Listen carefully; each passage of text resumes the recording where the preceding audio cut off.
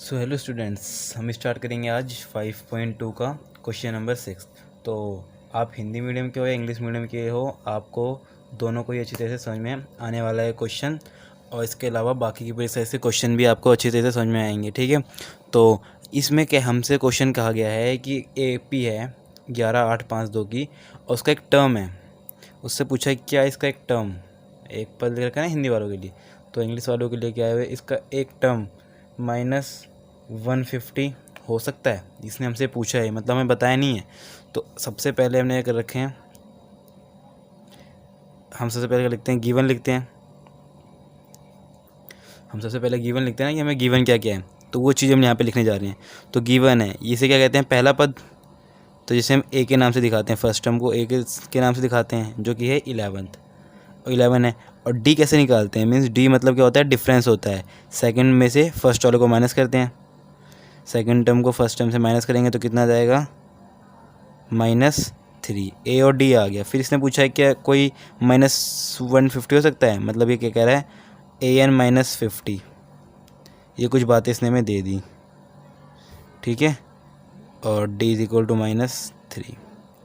तो अब हमसे पूछा है बताओ अगर है या नहीं है। तो सबसे पहले हम देखेंगे कि अगर कोई n परफेक्ट n की वैल्यू आ रही होगी तो हम कह देंगे है। तो चलो इसको स्टार्ट करते हैं। तो AP का फॉर्मूला क्या होता है, AN = A + n-1 और × D।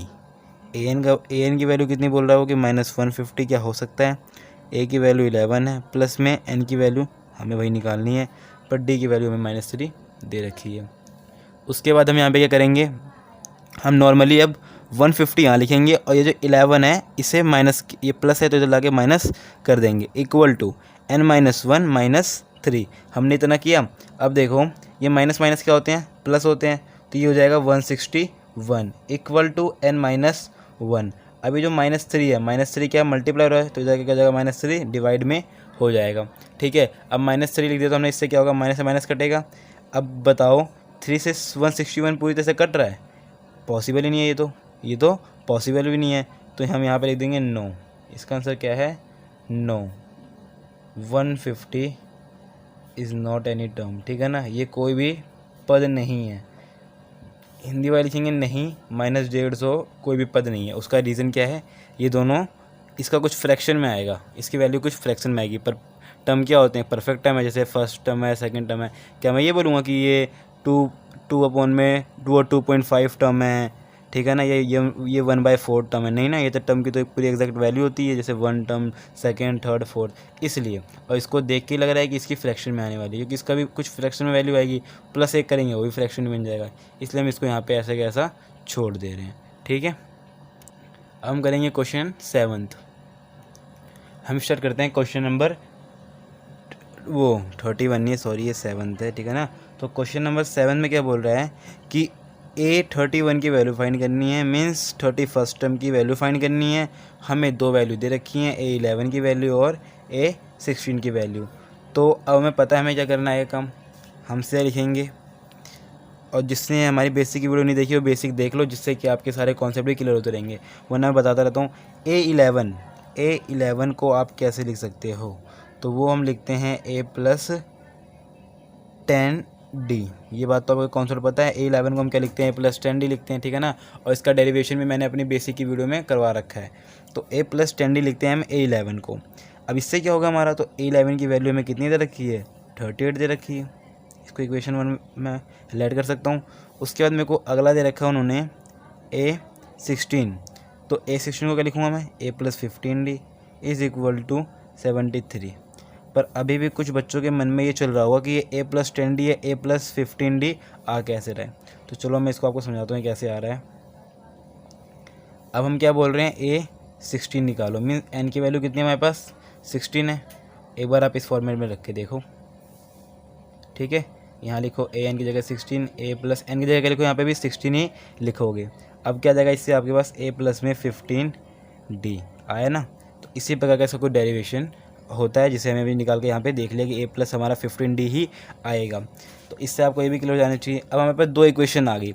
अब इन दो इक्वेशन में अगर हमें A और D की वैल्यू पता चल जाती है तो हम इसमें से बाकी चीज़ें भी फाइंड कर सकते हैं। अगर A और D की वैल्यू फाइंड पता चलेगी तो हम A31 निकाल सकते हैं ना, ऐसे फॉर्मूला आ गया यहाँ पे। जैसे फॉर्मूला है तो चलो अब हम इनकी वैल्यू कैसे निकालें। तो हमें 4th चैप्टर करके याद आ रहा है कि हम जब हमारे पास 2 इक्वेशन होती थी तो हम आंसर कैसे निकालते थे। तो यहाँ पे आंसर मुझे पता है कैसे निकलने वाला है। तो हम करेंगे सब्सट्रैक्ट इक्वेशन 1 फ्रॉम इक्वेशन 2, ठीक है। अब आप लिख सकते हैं यहाँ पे आराम से a + 15d = 73, a + 10d = 38। हमने लिखा माइनस करना है। तो देखो माइनस करने में क्या होता है, साइन चेंज हो जाते हैं। कुछ बच्चों को ये भी थोड़ा बच्चे भूल जाते हैं। तो ये प्लस था तो माइनस हो गया, प्लस था तो माइनस हो गया, प्लस था तो माइनस हो गया, ठीक है। a में से a माइनस होंगे तो कितना देगा 0। 15 में से 10d गया तो कितना बचेगा 5d।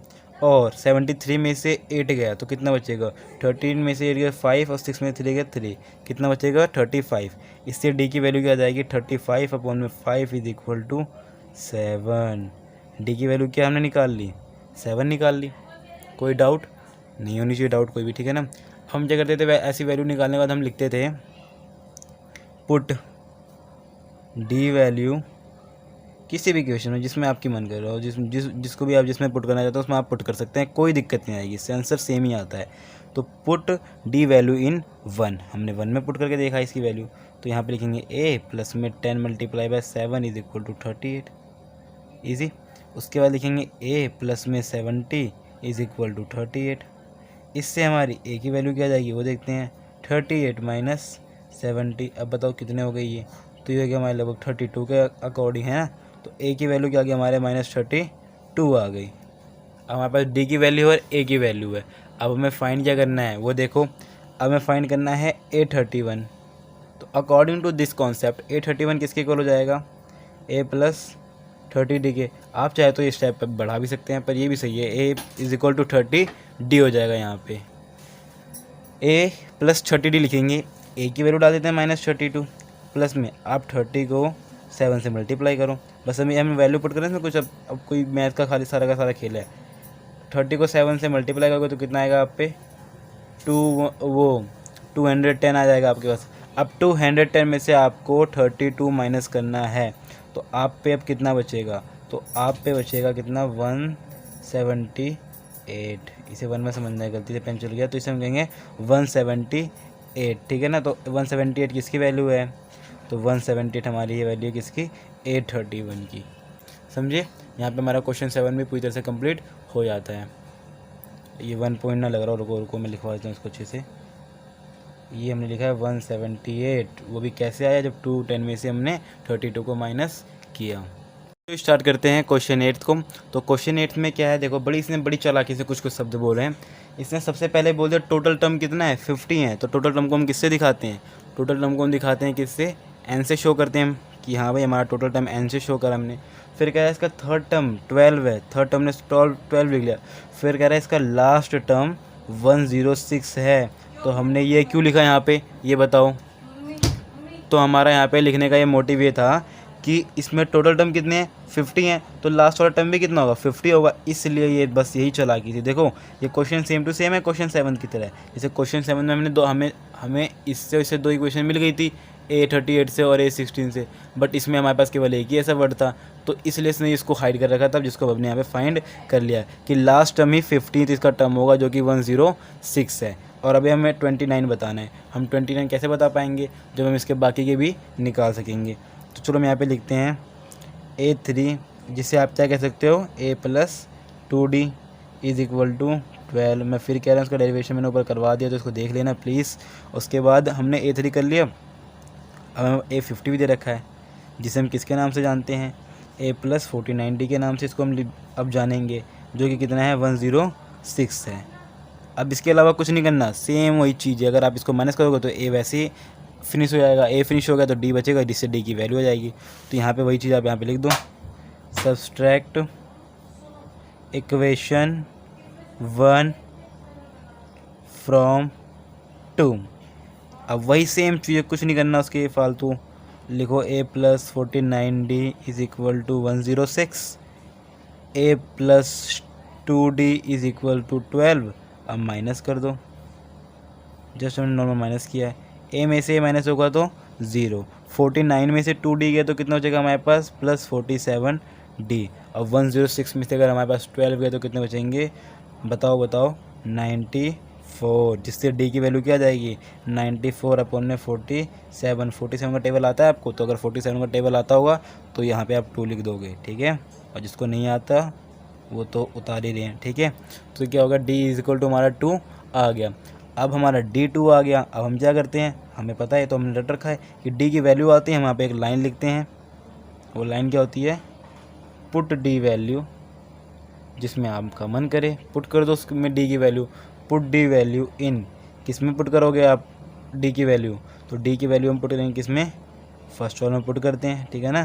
तो इससे क्या होगा, अब यहाँ हिंदी वाले भी समझ लो, यहाँ पे क्या लिखेंगे, हम लिखेंगे कि डी का मान समीकरण 1 में रखने पर, ठीक है। तो हिंदी इंग्लिश वाले अगर हो तो आप एडजस्ट करते रहना। तो पुट डी वैल्यू हमने इन 1 में कर दी, तो 1 हमारी इक्वेशन क्या थी, वो थी a plus 2d is equal to 12। A की वैल्यू हमें नहीं पता पर हमें डी की वैल्यू पता है, और डी की वैल्यू कितनी है हमारी, 2 है डी की वैल्यू। अगर अब डी की वैल्यू हमारे पास 2 है तो हम लिखेंगे यहाँ पे 12। इससे क्या हो जाएगा, a plus 4 is equal to 12। इससे क्या हो जाएगा, a is equal to 12 minus 4, जो कि कितना जाएगा 8। तो a की वैल्यू कितनी आ गई, 8 आ गई। अब हमें निकालना क्या था भाई, हमें तो निकालना था a29। कैसे लिखते हो आप a29 को, तो बच्चे कह रहे हैं हम a29 को a प्लस 28d लिखते हैं, जिसमें से a की वैल्यू कितनी होती है, 8 होती है, और 28 मल्टीप्लाई बाई डी की वैल्यू कितनी होती है, 2 होती है। 8 प्लस 28 को आप 2 से मल्टीप्लाई करो, कितना आएगा आपके पास, 56 आएगा। कितना आएगा आपके पास, 56 आएगा। अब इससे आप क्या करोगे, 56 और 8 को आप प्लस करोगे, तो इससे आप पे कितना जाएगा, 64 आपका आंसर आ जाएगा। और मुबारक हो, आपके पास आपका आंसर आ चुका है। कुछ नहीं था, सेम था, सारा खेल इसका था जो उन्होंने छुपा रखा था। उसने पहले बोले कि टोटल टर्म 50 थे, पर लास्ट में उसने बोला कि कितने थे, 50 थे। वो 50 थे बोला, और फिर बोला इसका लास्ट वाला टर्म 106 है, तो मतलब उसका 15 टर्म 106 होगा। 2 समीकरण बने, हमने इसको सॉल्व किया और ये फुल एंड फाइनल। आपको किसी प्रकार की किसी भी क्वेश्चन में क्वेरी हो तो आप कमेंट सेक्शन में ज़रूर बताना, मैं उसको सॉल्व करके आपको रिटर्न में बताऊँगा। अब करेंगे हम क्वेश्चन 9 को स्टार्ट। तो क्वेश्चन 9 CBSE बोर्ड के नज़रिए से बहुत ही इंपॉर्टेंट क्वेश्चन है, जो कि बच्चों को अक्सर घुमा के रख देता है। तो उसने में हमें कुछ टर्म बोले हैं, क्या बोले हैं, A3 इतना है, A9 इतना है। तो बताओ इसका कैसा कोई टर्म 0 हो सकता है। तो हमें जब उसने टर्म के नाम नहीं दे रखा तो हम यहाँ पे n मान लेते हैं, ये बात तो आपको पता होनी चाहिए, ठीक है। जब हमें उसकी वैल्यू नहीं देता तो हम यहाँ पे n उसको लेट कर लेते हैं। हमने यहाँ पे इसको वैल्यू लेट कर ली तो n इक्वल टू 0 जाएगा। उससे पहले हमें निकालने से पहले a और d की वैल्यू पता होनी चाहिए, जिसके लिए इसने हमें पहले से 2 इक्वेशन दे रखी है। बस अब उसी इक्वेशन को हमें लिख के दिखाना है। तो यहाँ पे अब हम इसको इक्वेशन को लिखेंगे। तो आप लिखो A3, आप A3 को क्या कह सकते हैं, आप A3 को कह सकते हैं a प्लस 2d, जो कि कितना है, 4 है। a प्लस 2d कितना हो जाएगा, 4 हो जाएगा। A9 कितना हो जाएगा हमारा, इसे इक्वेशन 1 आप लिख लो, कोई नहीं। A9 क्या होगा हमारा, a प्लस 8d, जो कि किसके इक्वल है, -8 के इक्वल है। ये कौन सा इक्वेशन होगा आपका, 2 इक्वेशन है। अब आप पे 2 इक्वेशन बन गए। अब हम क्या करेंगे, घटाएंगे इनको, हम घटाते हैं दूसरे को, है ना, सब्सट्रैक्ट इक्वेशन 1 फ्रॉम 2। अब आप यहाँ पे लिखो इक्वेशन 2 लिखो यहाँ पे, a plus 8d is equal to -8, a plus 2d is equal to 4। अब माइनस करना है, a में से गए 0 प्लस माइनस 8d में से 2d गए तो कितना हो जाएगा हमारे पास, 6d बच जाएगा। माइनस माइनस प्लस, और 8 और 4 का प्लस कितना होता है, सम, ये तो सबको पता होगा, -12, जिससे d की वैल्यू इस बार तुम्हारी माइनस में आ गई। d की वैल्यू क्या आ गई हमारे पास, माइनस में आ गई। आप चौको मत, कोई नहीं। अब वही सेम चीज़ करेंगे, d की वैल्यू माइनस में है, प्लस में है, लिखेंगे पुट d वैल्यू इन 1 और 2। आप जिसमें पुट करना चाहो तो हम 1 में पुट करना चाहेंगे, तो यहाँ पे लिखेंगे a plus 2d is equal to 4। हमने यहाँ पे 4 इस चीज़ को लिख दिया। अब क्या करें, 4 लिखने के बाद कुछ नहीं करना, वही सेम चीज़, a की वैल्यू छोड़ दो, 2 मल्टीप्लाई -2, क्योंकि d की वैल्यू क्या थी हमारे पास, -4 थी। यहाँ पे लिख देंगे 4, a plus -4 is equal to 4, a is equal to 8 आ जाएगा। ए की वैल्यू कितनी आ गई आपके पास, 8 आ गई। अब क्या बोल रहा है वो आपसे, सबसे इम्पोर्टेंट जो रोल है, कह रहा है ए एन, जिसका फॉर्मूला ये होता है, अगर ये यहाँ पे ज़ीरो हो सकता है या इसको, तो कौन से टर्म पे ज़ीरो होगा, अगर ज़ीरो है भी तो इसका कौन सा टर्म हमें बताना है। मीन्स इसमें हमें बताना क्या था, समझ गए ना आप, एन बताना था, ठीक है ना। इसे मैंने लास्ट में लिखा कि आप इस पर याद रहे कि आपको जब ऐसे क्वेश्चन आए तो आपको एन ही बताने होते हैं। तो ए की वैल्यू क्या निकाली आपने, 8 निकाली, वेरी गुड। एन की वैल्यू तो निकालनी है और डी की वैल्यू आपने -2 निकाली। अब एक बात बताओ मेरे को, अगर आप इस 8 को इस साइड भेजोगे तो क्या हो जाएगा, -8 इज इक्वल टू n-1, और ये -2 को मल्टीप्लाई से डिवाइड में लाओगे तो इधर आ जाएगा, माइनस माइनस कट और इससे कट, तो कितना आएगा, 4 इज इक्वल टू n-1, जिससे n की वैल्यू क्या आ जाएगी हमारे पास, 5 आ जाएगी। n की वैल्यू क्या आ गया हमारे पास, 5 आएगी। तो कुछ समझ में आया अब आपके, ये कहना चाह रहा है कि इसका जो 5th टर्म होगा वो कितना होगा हमारे पास, 0 ही होगा। इससे हमारा क्वेश्चन 9 भी पूरी तरह से सॉल्व हो गया। अब हम करेंगे क्वेश्चन नंबर 10 को। अब करते हैं क्वेश्चन 10 स्टार्ट। क्वेश्चन 10 हमें नॉर्मली कह रहा है कि A17 जो है, जो भी 17वां पद है उसका जो 17 टर्म है वो किसके इक्वल है, कह रहा है अगर जब वो उसके इक्वल तब होगा जब आप 10th टर्म में +7 जोड़ेंगे, तब जाके आप A17 गेट कर पाएंगे। अच्छा, ऐसा होने के बाद हमसे उसने पूछा तो बताओ D कितना है, D मतलब सारवंतर, उनके बीच का डिफरेंस कितना है। तो अब हम यहाँ पे वो चीज़ लिखेंगे, ठीक है। तो यहाँ पे लिखते हैं हम, सेम इसको ओपन करते चलेंगे, ठीक है ना। जो लिख रखा था गिवन है, जो चीज़ गिवन है उसी से हम निकालते चलते हैं। गिवन था हमें ये चीज़, इतना तो आप समझ गए, ठीक है। अब बताओ A17 को हम कहते क्या हैं, तो उसे कहते हैं A प्लस में 16D। A10 को हम कहते क्या हैं, A प्लस में 9D प्लस में 7, ठीक है। अब हम क्या करेंगे, अब हम A से A को माइनस कर देंगे। ये जो भी हमारा A है ना, देखो सेम नंबर से एक दूसरे से कट जाते हैं। अब जब एक दूसरे से सेम नंबर कट जाएंगे, A से कट गया तो 16D है प्लस का, उसमें से आगे -9D हो जाएगा, इज इक्वल टू 7। बचेगा कितना यहाँ पे, 7D इज इक्वल टू 7, जिससे कि वैल्यू की आगे D की हमारे पास सीधी 1 वैल्यू आ गई, समझे। अब हमारे पास D की वैल्यू क्या आ चुकी है, तो 1 आ चुकी है, ठीक है। अब मुझे निकालना क्या है इसमें, D तो पूछा था हमसे और D की वैल्यू हमने कितनी निकाल ली, 1 निकाल ली। बहुत ही छोटा क्वेश्चन पर बहुत ही दिमाग आने वाला क्वेश्चन था, जो कि सॉल्व हो चुका, ठीक है। तो क्वेश्चन 10 पे आपका कंप्लीट हो चुका है। अब साथ साथ कर लेंगे इसे क्वेश्चन नंबर 11 को भी। तो अब जैसे भी हमने क्वेश्चन 9 किया था, सेम टू सेम ऐसे एक और क्वेश्चन आ गया, वो कह रहा है उसकी तरह आ गया, सेम नहीं बोलूँगा, तो उसकी तरह आ गया। तो कह रहा है कि कुछ AP हमारे पास, ठीक है, हमने AP को तो देख लिया। फिर कह रहा है इसका ऐसा कौन सा टर्म, जब भी वो हमें से कौन सा नाम ले ले तो वो सीधा इनडायरेक्टली हमें AN बता रहा होता है, बताओ कौन सा, जिसमें N हमें खुद बताना होता है, ये वाला भैया, ठीक है ना। तो N वो छुपाता है हमसे। कह रहा है कौन सा पद इक्वल होगा 54 प्लस के +132 से, ठीक है ना। मतलब अगर आप 54 वाला टर्म को लेंगे, उसमें +132 जोड़ेंगे, तब जाके आप ये वाला टर्म फाइंड कर पाएंगे। तो अब हमें इस डॉन को फाइंड करना है कि ये डॉन है क्या चीज़, ठीक है ना। तो इसे कैसे फाइंड करेंगे, सबसे पहले हम क्या लिखते हैं, गिवन लिखते हैं, चाहे हमारे काम का हो या ना हो। तो अब यहाँ पे हम लिखेंगे गिवन। गिवन क्या है आप बताओ, साथ साथ लिखो आप मेरे। फर्स्ट टर्म जो कि A इज इक्वल टू 3 है, D कैसे निकालते हैं, second term minus first term means 15 minus 3, तो जिससे क्या आ जाएगा हमारे पास D 12 आ जाएगा। आप ये चीज़ मत भी करना, आप डायरेक्ट भी लिख सकते, अगर आपका आंसर आ चुका है तो। अब बोला है बताओ ये चीज़, चलो सॉल्यूशन देते हैं। और गिवन ये भी तो ना हमें, AN is equal to A54 + 32। अब मैं इसे ओपन करूँ, करता हूँ भाई, करना ही पड़ेगा क्योंकि सवाल मेरे को सॉल्व करना है तो छेड़ना पड़ता है सवालों को। तो AN हमारा कैसे ओपन होगा, A + n-1 D is equal to A54 कैसे प्लस होगा, A ओपन होगा A + 3D प्लस में 32। चलो भाई, यहाँ तक तो सबने कर लिया। A से कट भी जाएगा क्योंकि जो बॉर्डर के पार दोनों सेम बंदे होते हैं तो अपने आप ही एक दूसरे को मार डालते हैं, ठीक है। दोनों पे इक्वल पावर है तो ख़त्म कर लेंगे दूसरे को। इसे सॉल्व करते हैं, ND - D is equal to 33D, वो 53D प्लस में 32, और कौन सा 32, 132, ठीक है ना। यहाँ पे 132 लिख दो साथ साथ आप मेरे। अब हम करेंगे इसके आगे, कह रहा है इसको सॉल्व करते हैं। इस अगर हम इन D को एक काम करते हैं, हाँ, इस D को इधर भेजेंगे तो ये जाएगा ND, ओ यहाँ पे लिखो आप ND - 54D is equal to 132।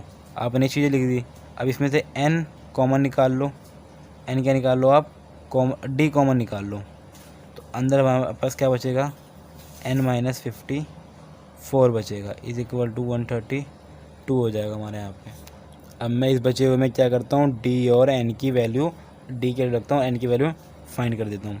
कुछ बच्चे यहाँ पे भी रख देना, कुछ यहाँ पे रख देना, कुछ यहाँ पे रख देना, मैं यहाँ पे ला के रख रहा हूँ, ठीक है ना। आपकी जहाँ मर्जी करें आप वहाँ पे उसकी वैल्यू रख सकते हैं। तो d आया कितना था हमारा, 12 आया था, तो n-54 मैं दोबारा कह रहा हूँ, आप यहाँ से लेके कहीं भी रख दो इनकी वैल्यू, ठीक है, तो वो अपने आप ही n की वैल्यू हमारे पास आ जाएगी, ठीक है, इज इक्वल टू 132। तो n-54 इक्वल टू क्या हो जाएगा, 132 अपॉन में 12, तो इससे क्या आ जाएगा, 11 आ जाएगा। तो अब लिखेंगे n इक्वल टू 11 प्लस में 54, इससे क्या आ जाएगा, 65 आ जाएगा। और 65 क्या है हमारा, बताओ बच्चों, तो 65 है हमारा वो टर्म, ये वाला टर्म हमारा किंग लॉयन, जो कि A54 प्लस 132 के इक्वल होगा। इसी के साथ हमारा क्वेश्चन नंबर 11 भी कंप्लीट हो गया।